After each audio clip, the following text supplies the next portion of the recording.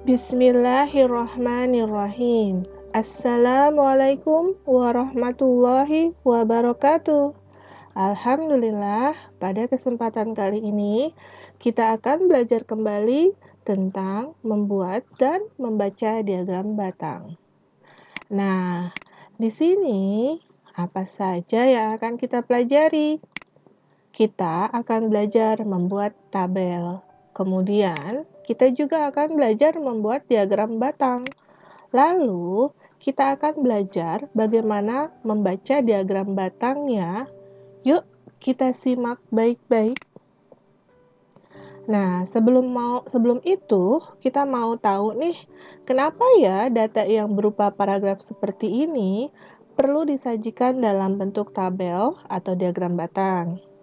Nah, sebelum dijawab, coba perhatikan dan bandingkan antara data berupa tabel ini dan data berupa diagram batang ini dibandingkan dengan data berupa paragraf di atas ini. Bagaimana? Mana yang lebih menarik? Ya, tabel dan diagram batang ini lebih menarik, bukan?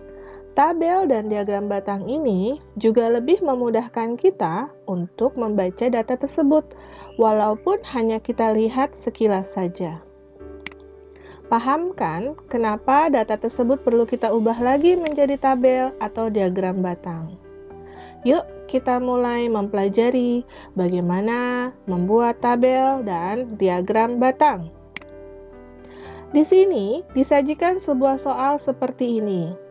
Berikut ini adalah data makanan kesukaan siswa kelas 3B. Terdapat 3 siswa menyukai somai.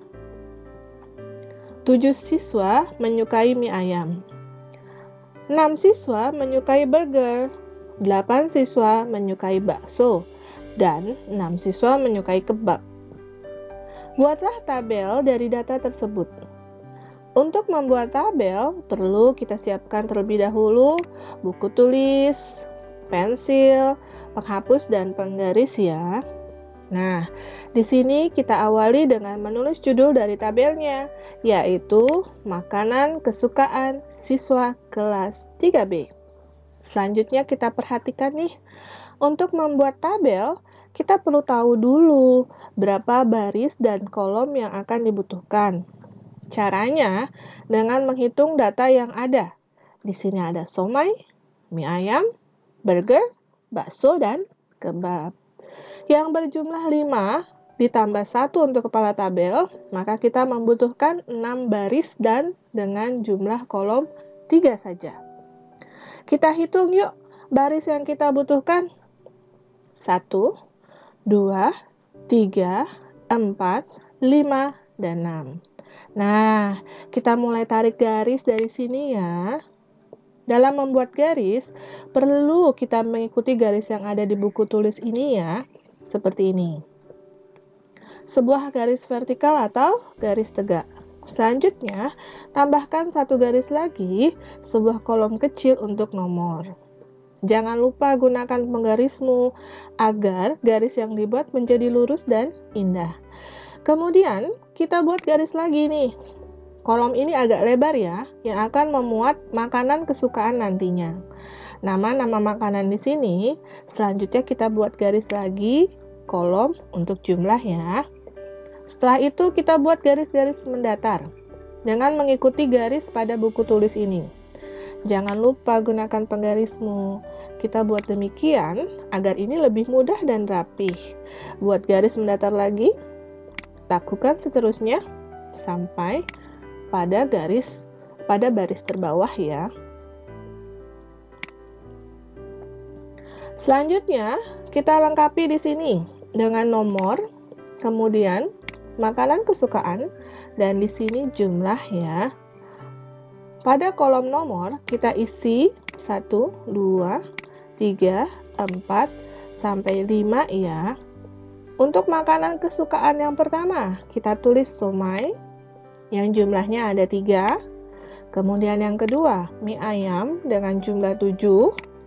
Kemudian makanan kesukaan ketiga, burger, jumlahnya 6. Makanan kesukaan yang keempat itu bakso, berjumlah 8. Dan yang terakhir kebab, jumlahnya 6. Oke, untuk pembuatan tabel ini sudah selesai ya. Dan sampai di sini Ustazah harap bisa dipahami. Selanjutnya, dengan soal yang sama, kita diminta buatlah diagram batang dari data tersebut. Oke, yang pertama kita tulis dulu judul dari diagram batangnya. Makanan kesukaan siswa kelas 3B. Sebelum membuat garis, perhatikan dulu dari data yang ada, berapakah jumlah data terbesarnya. Yang ini 3, 7, 6, 8, 6. Jadi terbesarnya adalah 8. Karena data terbesarnya kurang dari 10, maka kita hanya butuh 8 tambah 1 garis pada buku tulis. Kita butuh 9 baris saja. 1, 2, 3, 4, 5, 6, 7, 8, 9. Maka kita mulai membuat garis vertikal dari sini ke atas. Sebuah garis tegak atau disebut sumbu Y. Seperti ini.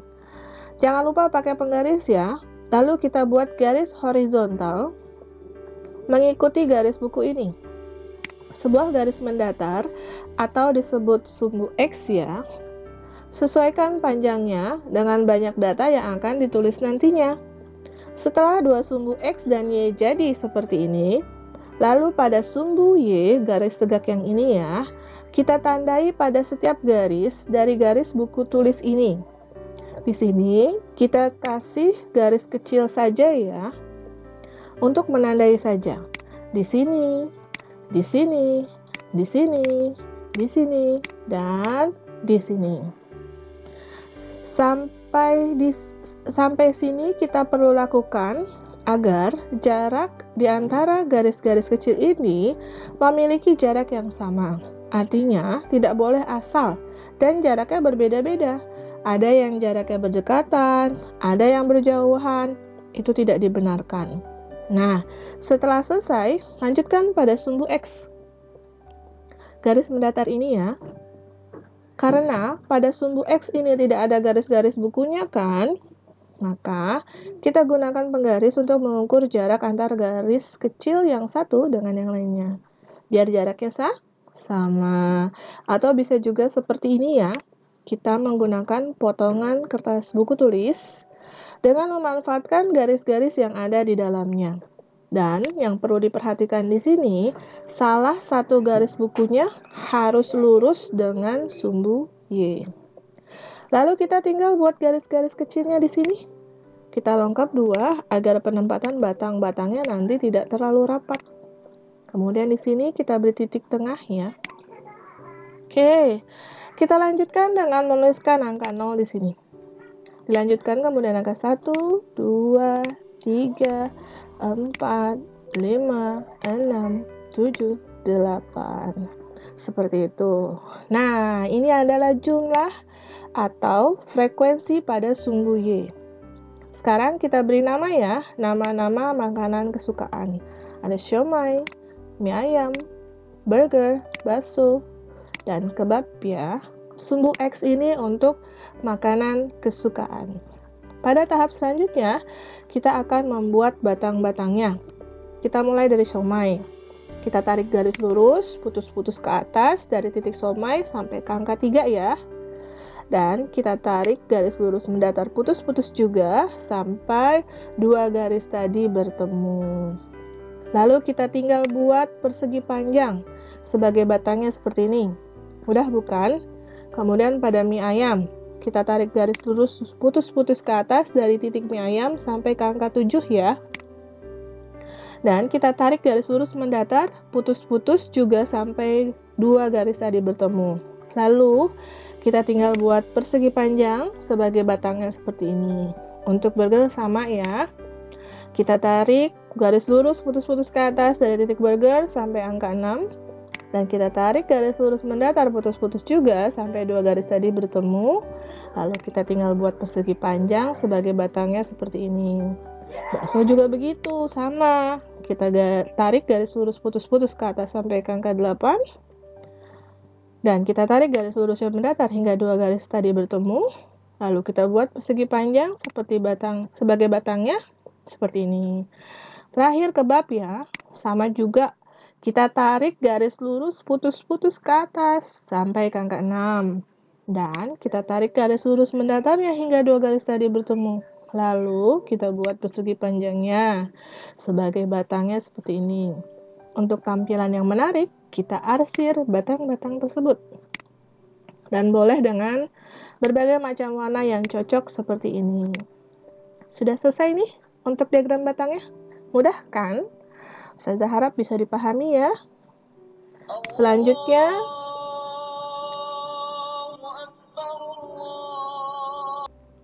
Selanjutnya kita coba soal yang kedua. Siswa kelas 3A berjumlah 35 siswa. Terdapat 20 siswa telah hafal surat Al-Mulk, 5 siswa hafal sebagian, dan 10 siswa belum hafal.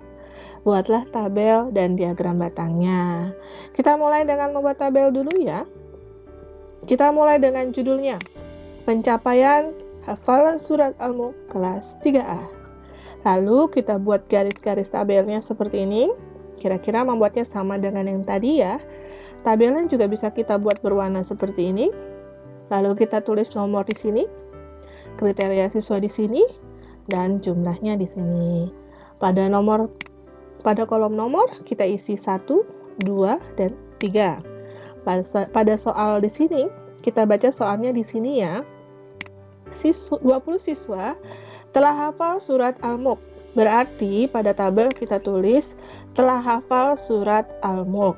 Kemudian pada kolom jumlah kita tulis 20. Dilanjutkan ya.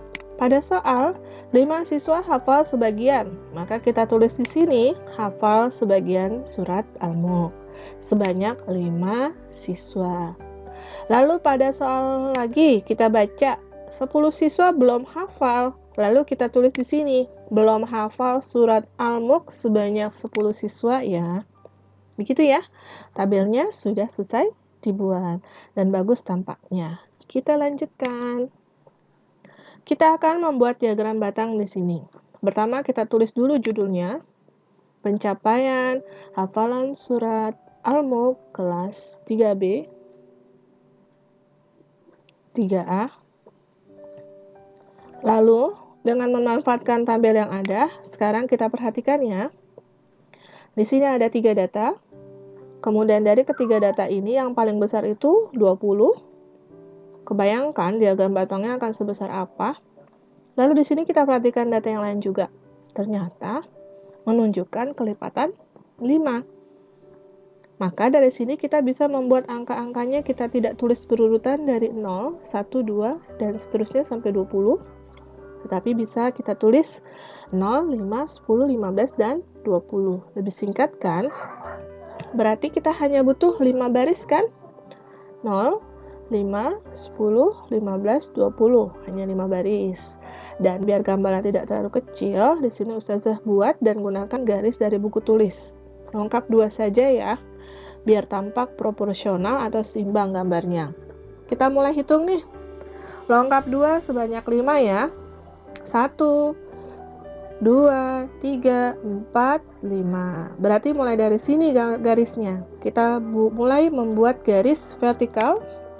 Dari sini ke atas, sebuah garis tegak atau kita sebut sumbu Y. Seperti ini. Jangan lupa pakai penggaris ya. Lalu kita buat garis horizontal mengikuti garis buku ini. Sebuah garis mendatar atau disebut sumbu X ya. Sesuaikan panjangnya dengan banyak data yang akan kita tulis nantinya.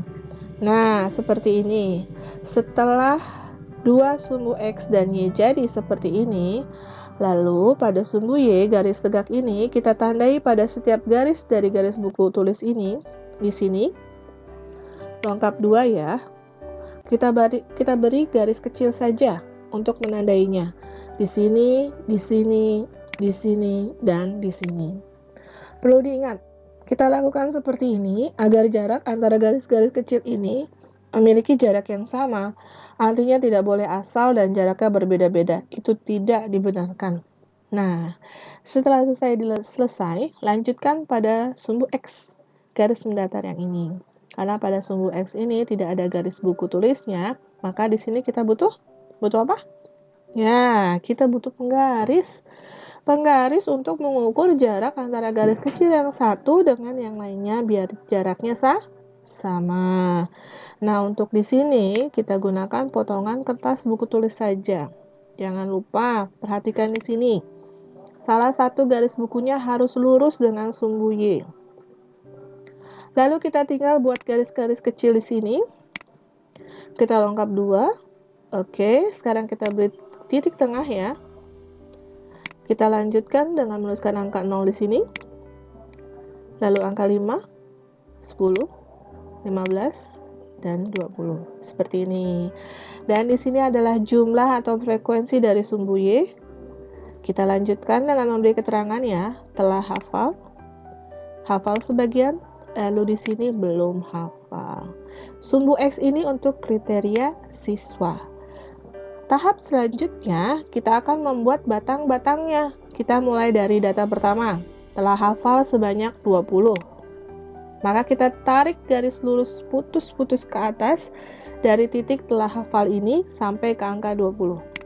Dan kita tarik garis lurus mendatar putus-putus juga sampai 2 garis tadi bertemu. Lalu kita buat persegi panjang sebagai batangnya seperti ini. Kemudian pada data kedua, hafal sebagian, kita tarik lagi garis lurus putus-putus ke atas juga sampai dengan angka 5. Dan kita tarik garis lurus mendatar putus-putus juga sampai 2 garis tadi bertemu, lalu buat persegi panjang sebagai batangnya seperti ini. Dan terakhir untuk yang belum hafal, sama juga. Kita tarik garis lurus putus-putus ke atas sampai ke angka 10, lalu garis lurus mendatarnya hingga bertemu, lalu kita buat persegi panjang sebagai batangnya seperti ini. Nah, untuk tampilannya kita bisa arsir batang-batang tersebut. Dan boleh dengan berbagai macam warna yang cocok, misalkan seperti ini. Bagus kan? Selanjutnya, di sini kita akan belajar cara membaca diagram batang. Pada diagram batang yang disajikan ini, kalian perhatikan baik-baik ya, bahwa diagram batang ini menunjukkan banyak bendera pramuka yang ditemukan oleh beberapa kelompok. Di sini ada 4 kelompok ya. Selanjutnya kita coba jawab pertanyaan yang disajikan. Pertama, berapa bendera yang didapat oleh kelompok 2? Perhatikan kelompok 2. Puncak dari batangnya sejajar dengan angka berapa? Ya, angka 6. Jadi jawabannya adalah 6 bendera. Pertanyaan kedua. Kelompok berapakah yang mendapat bendera paling banyak? Karena yang ditanyakan adalah yang paling banyak, maka kita tinggal memperhatikan batang yang paling tinggi saja ya. Ya, yang ini. Berarti kelompok 4. Kelompok 4 jawabannya. Berikutnya, kelompok berapakah yang mendapatkan bendera paling sedikit? Nah, untuk pertanyaan ini tinggal kita lihat saja. Mana batang yang paling rendah? Ya, yang ini. Berarti kelompok 3.